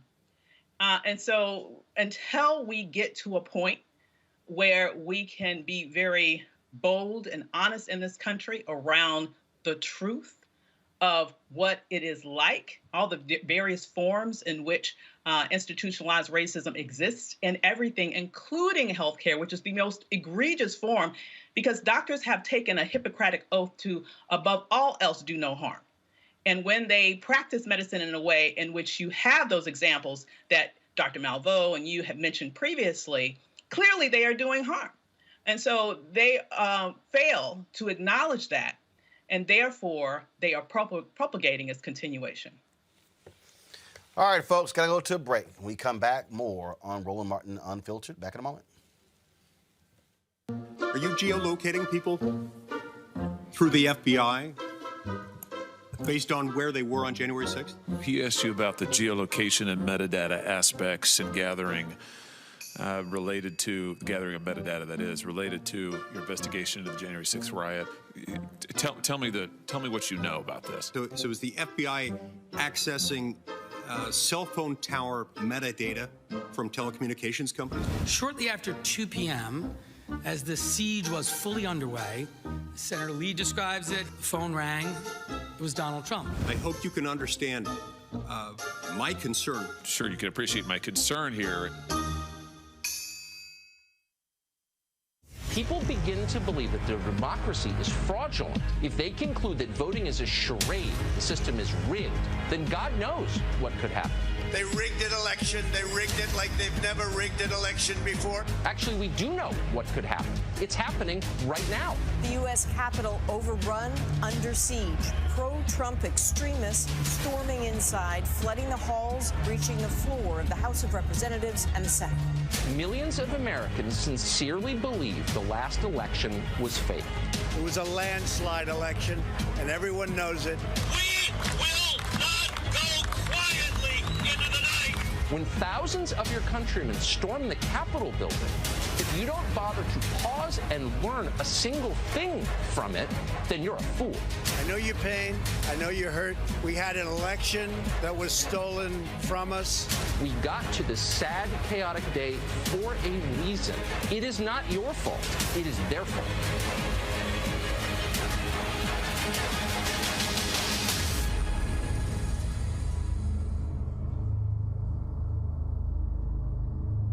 Hey, I'm Deion Cole from Blackish. Hey everybody, this is your man Fred Hammond, and you're watching Roland Martin, my man, Unfiltered. Folks, the family of SeMarion Humphrey, the young man, part of this strange, sick, demented story in Plano, Texas. They're demanding justice be served after they say he endured a hate crime at a sleepover with his classmates in Plano, Texas, which is in north of Dallas. In a viral video originally posted to Facebook, Humphrey can be seen being forced to drink a yellow substance while his white classmates from Haggard Middle School giggle and tease him. Humphrey's mother, Summer Smith, believes the drink contained urine and says her son was shot with BB guns and called racial slurs during the slumber party. Plano's Independent School District and its police department are investigating the incident. Joining us right now is SeMarion Humphrey, his mom, Summer Smith, and their attorney, Kim Cole. Glad to have all three of you here. Sorry under these circumstances. First, I'll ask you, Summer, walk us through the timeline. When did this happen? Walk us through that. The incident happened the weekend of February the 12th when they were, well, it was a sleepover that was supposed to be just 2 people in SeMarion. So it was just supposed to be 3 people in total. And I didn't find out, though, about what happened until this past week. So when the boys took the videos, apparently the week that they were out, which they were out for an entire week for the snow week, they were sending the videos around to other people at the school.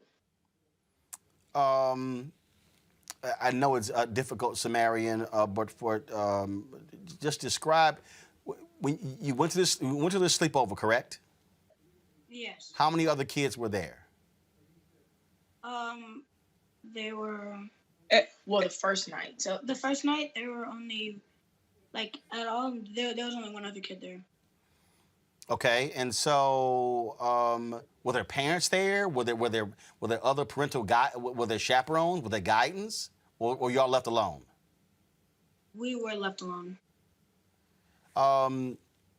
Which is also obviously problematic there. So you're at a classmate's house. Were y'all watching movies? Like, how did all of this even just happen? So at first, the first night it was just me and the other kid, and we were just playing video games and watching movies, and we went out to eat. But then the second night, that's when the three boys came over, and then at first we were just playing video games and watching movies, and then later on that night, that's when it all happened. When did you find out, Summer, what took place? I found out Tuesday, which was like March the 2nd. The boys so there was 3 specific boys that came over that following night that I didn't even know were gonna be there. And one of those boys and SeMarion got into it about his racial slurs and about these disgusting things that he said about women. And in that, he threatened him that if he told anything, they were going to jump him. I didn't know what he was saying, tell what. I just knew that they were saying they were going to jump him. So I told SeMarion, well, you go to school and you go straight to the principal's office. And he said to me, okay, I'm really scared. We had a conversation about it. I said, don't worry. She's going to take care of it. I'm going to take care of it if she doesn't. And when he got there, and then the principal, of course, started asking, the assistant principal, she started asking him questions. And so during that, he said that he literally just told it all. So when she called me, the first call that she made to me was just like a distraught, weird, it's a lot going on. I need to talk to some more people. I need to do some investigation, and I'll be calling you back. And I was just thinking, well, how bad could it be? I mean, I know they said they were going to jump him, but they didn't do anything. So I was confused as to what she was even referring to. And when she called me back, she was saying that it was going to be a lot involved. She was the SRO officer, which is like the school police officer, I was going to need to talk to him. But that she had all of this stuff that had happened to SeMarion. And she asked him, did you want to tell mom or did you want me to tell mom? And he said, yeah, you can tell my mom. And she started telling me all of these things, and the tears just started rolling down my face because I was like, what? I'm not understanding. I need to understand what you're saying. And then to make all of it even worse, she said, and there's videos. So SeMarion just started sending me like the videos that people had sent to him from, while he was in the principal's office. So that's literally when I found out. Kim, what do you make of the school district, the investigation, the parents? Take us through any of that. I think they are all culpable. SeMarion had been bullied on numerous occasions on campus. The school district has pretty much taken a hands-off approach to this situation and just made this blanket canned statement that, oh, this happened off campus and we don't condone bullying of any sort. That's not true. There is a law, David's law, that allows them the authority, that gives them the authority to take action when there's cyberbullying. That's how Ms. Smith ended up finding this out, because the children, while they were out, while we were snowed in, these videos had been floating around the entire time. So most of the students at the school had seen these videos, and they were bullying him over the internet, making threats to him, telling him to kill himself over the internet. And that is something the school absolutely can act upon. And they have failed to do so. They also failed to act several times in the past when he reported being assaulted. There was one instance where he was hit with a belt in the locker room. One coach even withheld his inhaler. When he reported bullying to the coach, and you know what, and people using the term bullying, to me, that minimizes the magnitude of these heinous acts. This far exceeds bullying. This is criminal. These are crimes. And to call it bullying, to me, minimizes what these young men did. And the school has taken no action. When SeMarion reported that he was being assaulted in the locker room, the coach just blew it off. Boys will be boys. You need to get tougher skin. And nothing ever happened. And so we end up here where they end up doing the ultimate harm by forcing him to drink urine. Can I comment on that, Roland? Yes, go ahead. Go ahead. And I just want to say that I've had a lot of people reaching out saying stuff like, why didn't he fight back? Why? I want y'all to understand, he was asleep. He was asleep. So even in the video where he's sitting up, he wasn't coherent. They woke him up out of his sleep and said, SeMarion, you stop breathing. You need to drink this. He had, even after that, he had no knowledge because he is on medicine and he does go, like they're talking about like 2-3 o'clock in the morning. And he's been asleep for a couple of hours. The other abuse was taking place in his sleep. He couldn't fight back because he was asleep. Like, how do you put your hands on a defenseless person?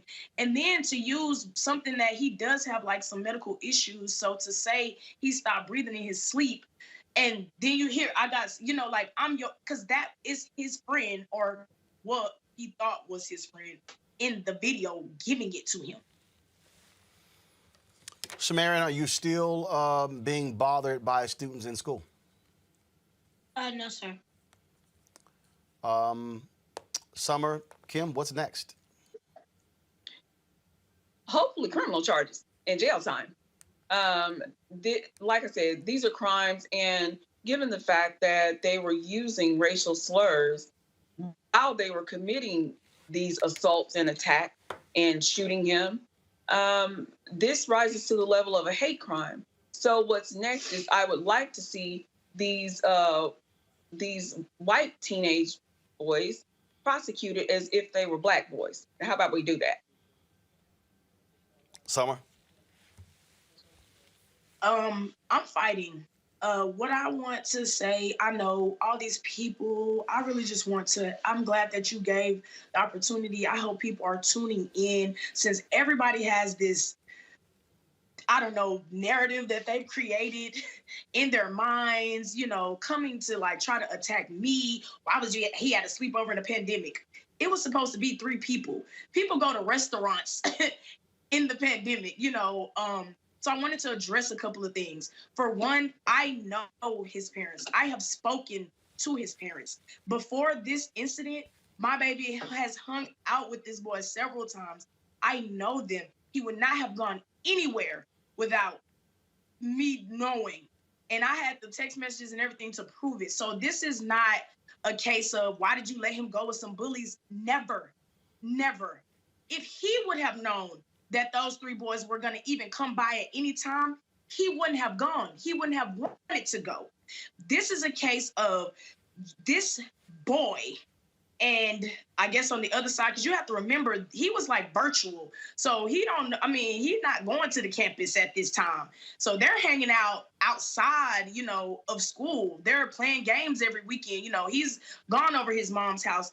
This is someone that he already knew, played football with for 2 years, never tried anything ever. And I just want to be clear. I have done nothing but attempt to protect him, his life, and his sister. That's the type of mother that I am. I just want to be clear in that I am going to fight. And not just for him, for all these other babies and mothers and fathers that have reached out to me about Haggard and the things that have been done and how they sweep things under the rugs.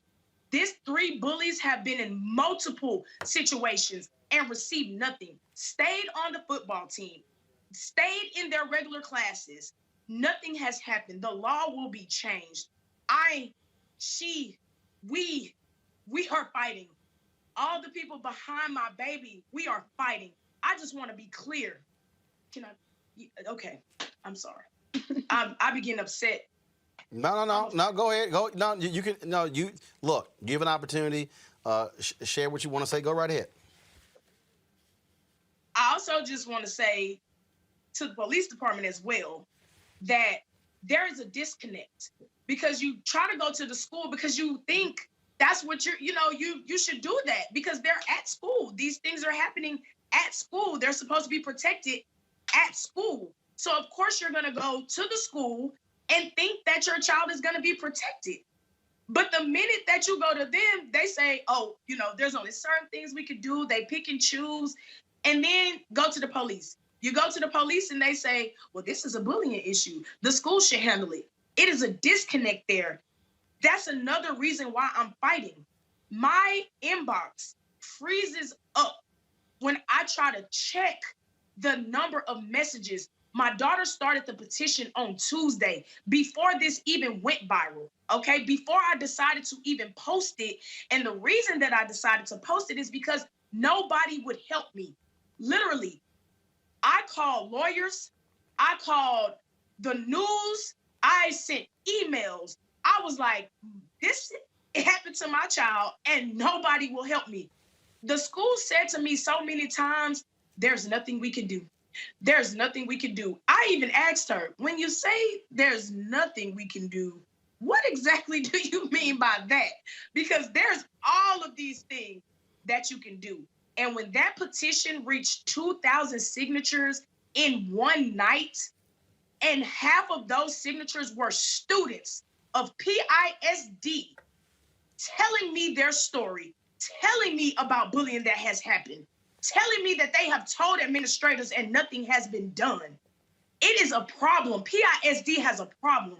We moved here for the schools. That's it. I moved to Plano because their schools are rated A+. They are rated the 9th district out of the state of Texas. That's why I moved to Plano, because they deserve the education that they get for free. Let's be clear. That's why we're here. However, coming here, we should not be subjected to that. Never. And I'm not moving. And for everybody that's saying take him out that school, no. Well, he out that school. But PISD, no. Because they will change this. It will be changed. I promise you. Roland, we're meeting with some legislators and working on presenting some legislation to close the gaps between the school and the police department, because somewhere things that are being reported to the school are not making it to the police department so that they can be investigated for the crimes that they are. So we are meeting with legislators and having them present some legislation to get that changed. Well, for folks who don't know, I still own a home in the Dallas area. Some of you are absolutely right about the Plano Independent School District. It is, Plano is about 90+% white. The resources that are poured into the schools there are significant. And the reality is you're right in wanting the best education you can for your child, but also it's important that he be safe at all times, no matter as well. And so certainly we fully expect the Plano Independent School District and as well as the Plano Police to do their job there as well. So certainly keep us abreast of what's going on. SeMarion, you keep your head up. I got to ask you this here. SeMarion, what's the one book you're reading outside of school? What's the one book you're reading outside of school? Oh, one book? I'm reading The Boy at the Top of the Mountain. All right. What is it about? It's about this orphan who gets adopted by Hitler, and it just shows his perspective of the world and and just how he operates and just kind of how he feels about the whole situation. All right, then. Well, the reason I ask, anytime I come up against a young man or woman, I always ask them what they're reading. I used to read 300 books a summer, so that's why I did that. And so keep excelling, keep doing well, and we'll certainly keep covering this story. Thank you, Roland. Thank you. All right, well, appreciate it. Thank you so very much, folks. All right, folks, got to go to a break. First of all, real quick, let me go back to my panel. What you heard there, Julian, is a mom who wants the best for her child, and this is what we were talking about, Julian, when we have to fight for rights, fight for our issues to be addressed. This woman is saying, my son must be safe. Absolutely. And I admire her fierceness and her tenacity. She said, I ain't moving. You know, she moved to the Plano area because they have better schools than other places in Texas, and she wants the best for her son. But the account of what happened to him is bone-chilling. He's 12, and he's had to go through that, and I wonder what impact this is going to have on the way that he operates in the world later. He's got a fierce mom, he's got a great attorney, but this is not how a youth is supposed to operate in the world. They're supposed to be safe. They're supposed to be able to play. You know, it's bone chilling. Avis, you're on mute. Sorry. I said, yeah, it's horrible and sad to see. I am certainly hoping that she will see some justice from that school system. But it sounds like it's interesting to me. What she's finding is each side is like pointing fingers at the other side in order to not have to take any action with regards to mandating that there's accountability from this young man's abusers. You know, any other time you find that Black kids are picked up in school with resource officers or not at any time. And it's interesting that she's gone to the police and to the school system and hasn't gotten any sort of satisfaction from either one of those authority figures that's supposed to be charged with keeping her child safe. Clemmy? It's clear to me, Roland, that this young kid has suffered an absolutely terrible situation. And as a former state trooper, I feel that the Plano Police Department clearly let this kid down. The school district clearly let this kid down.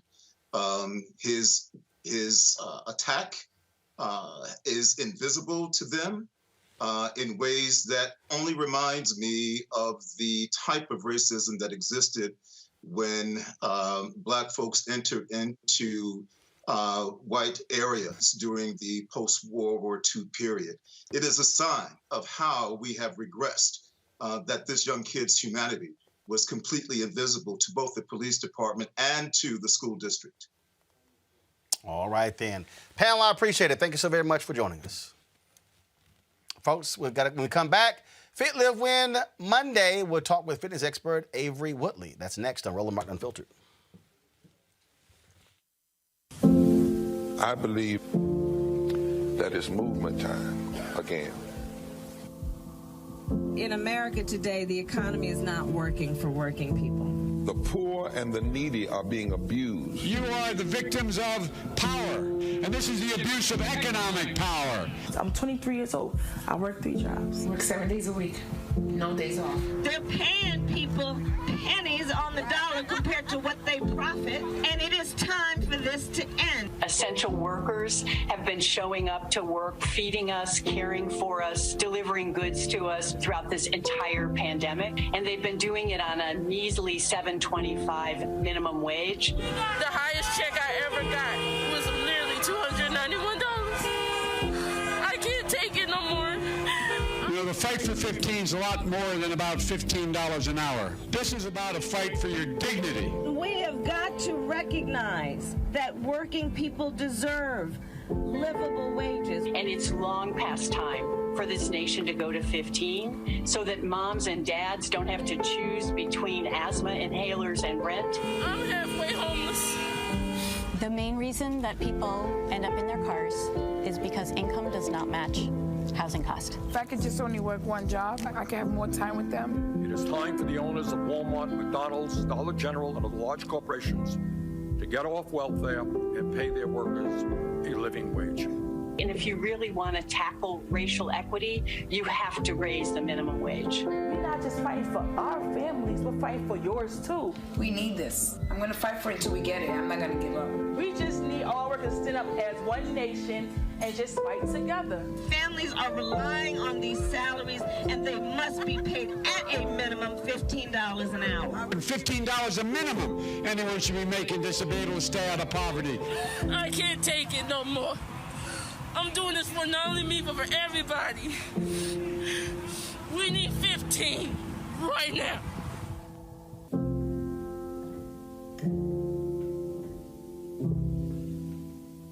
I'm Chrisette Michelle. Hi, I'm Chaley Rose, and you're watching Roland Martin Unfiltered.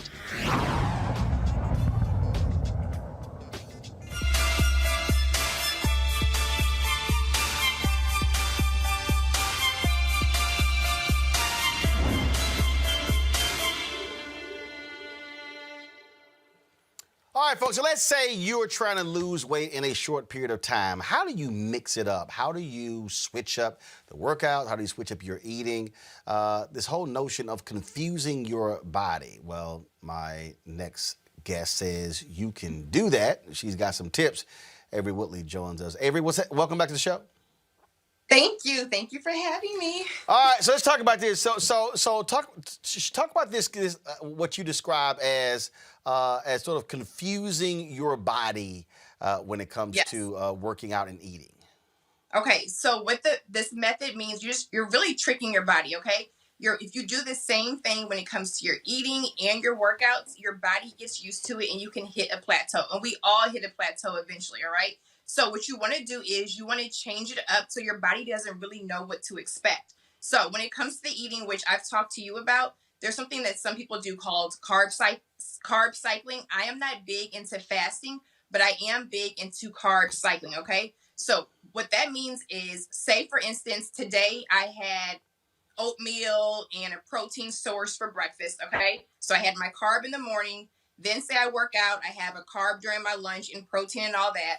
And then for dinner, I just go like protein and veggies. So on Tuesday, what I would do is I would not have a carb for my breakfast. I may add it in later in the day. So what that happens is your body goes up and down, okay? It doesn't know what to expect, all right, with the eating. So you can switch up like that. Now, when it comes to those workouts, which you've done the high intensity interval training, right? Yes, of course. Yes, I have.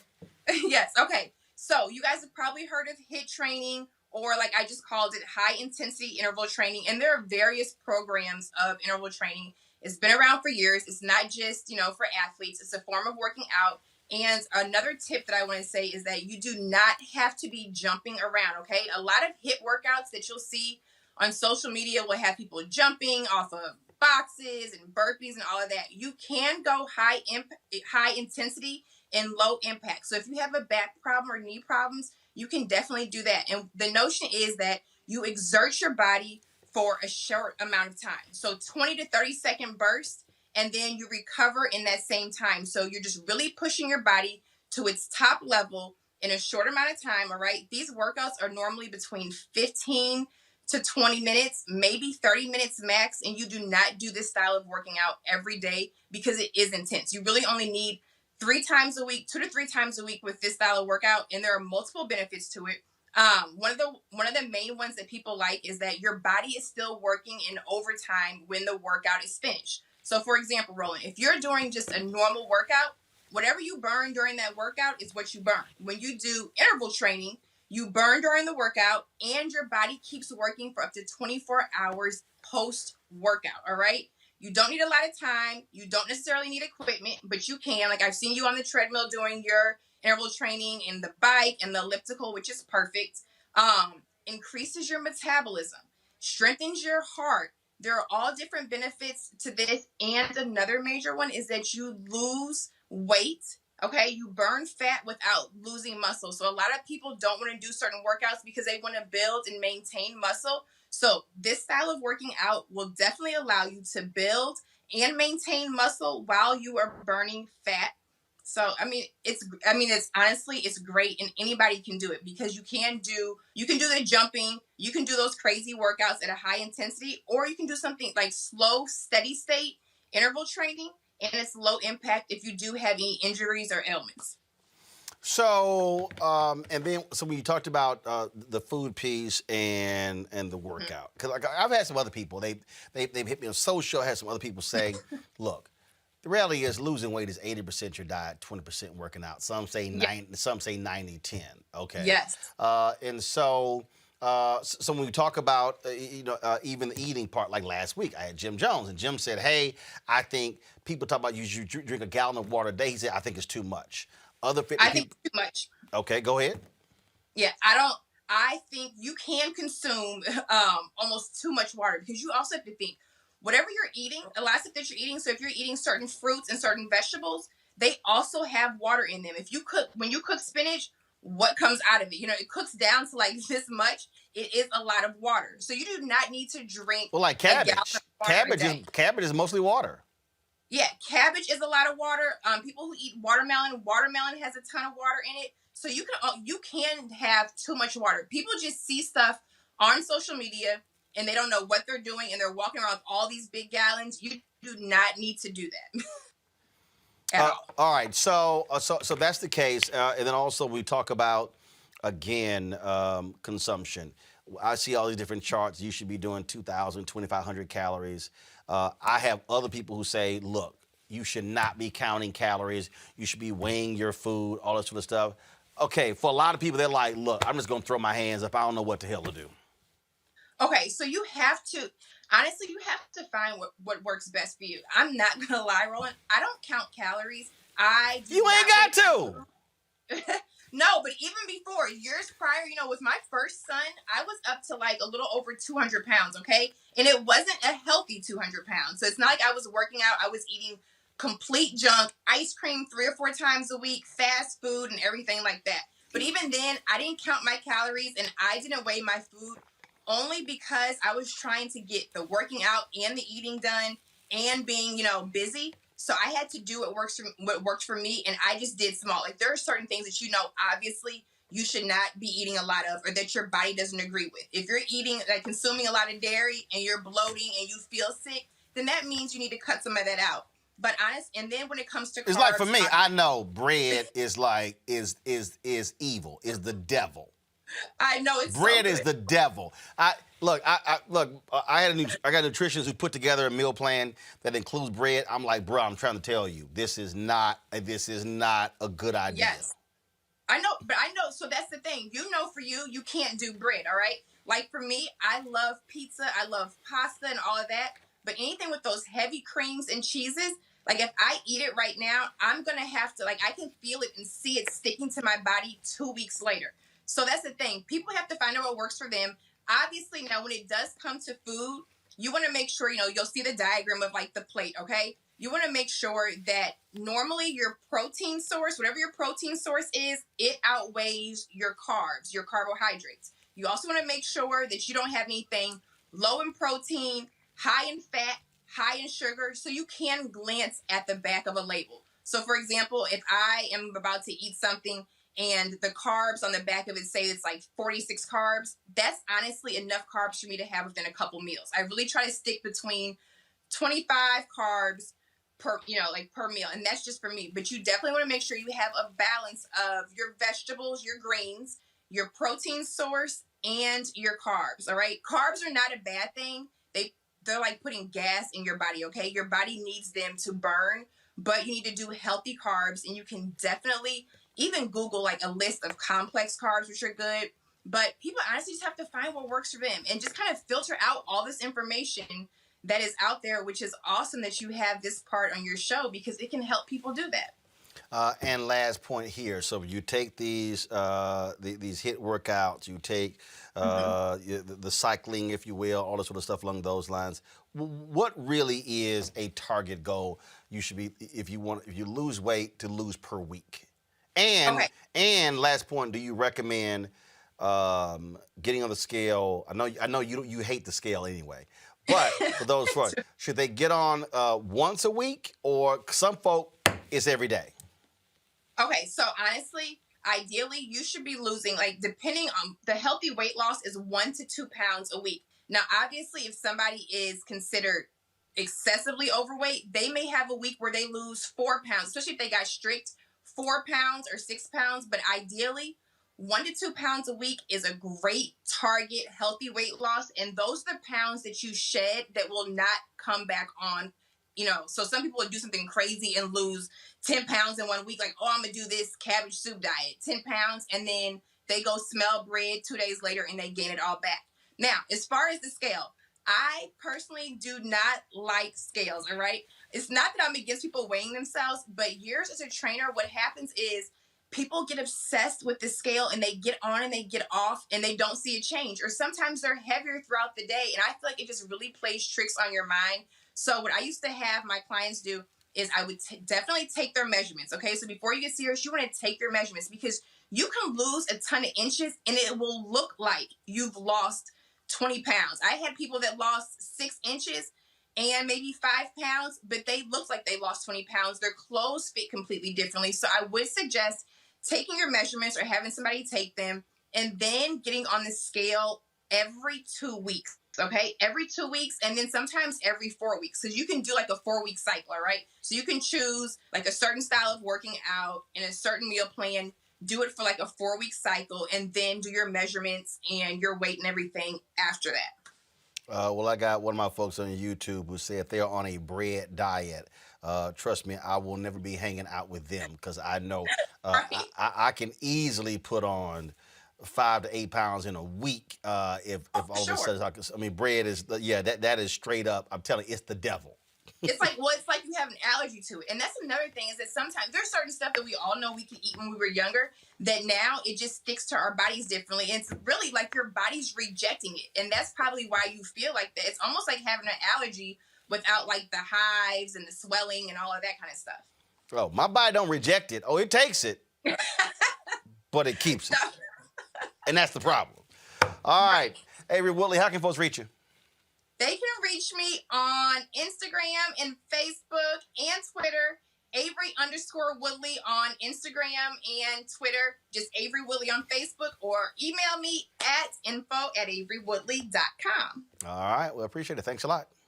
Thank you. All right, folks, if y'all want to support what we do here at Roland Martin Unfiltered, please join our Bring the Funk fan club. Every dollar you give goes to support this show. You can support us via Cash App, Cash App, $RM Unfiltered, PayPal.me/R Martin Unfiltered, Venmo.com /RM Unfiltered, Zelle, Roland@RolandSMartin.com or Roland@RolandMartinUnfiltered.com. You can also send a money order to New Vision Media, Inc., 1625 K Street Northwest, Suite 400, Washington, D.C., 2006. All right, folks, that is it for us today. We certainly appreciate you watching today's show. Thank you very much for supporting all that we do.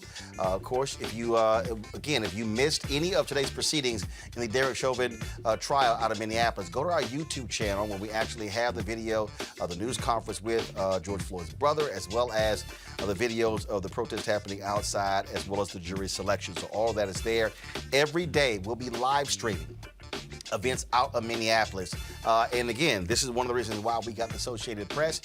Look, it cost us $101,000. Your dollars made that possible for us to be able to tap into that service, to be able to get those live streams. So if we can't be there in person, we, of course, have Associated Press to provide us the feed. And so we appreciate y'all supporting us to make that possible. That's why I'm always sharing with you how much this stuff costs, because it's important for us to be transparent with you, so you see how your dollars are actually working and how your dollars in action here at Roland Martin Unfiltered. So again, Cash App, $RM Unfiltered, PayPal.me/R Martin Unfiltered, Venmo.com /RM Unfiltered. You can also, of course, Zelle, help with us, Zelle. Zelle uses the email Roland@RolandSMartin.com or Roland@RolandMartinUnfiltered.com. And so look forward to having a great show tomorrow as well. See you guys then. Y'all take care. Have a good one. Holla!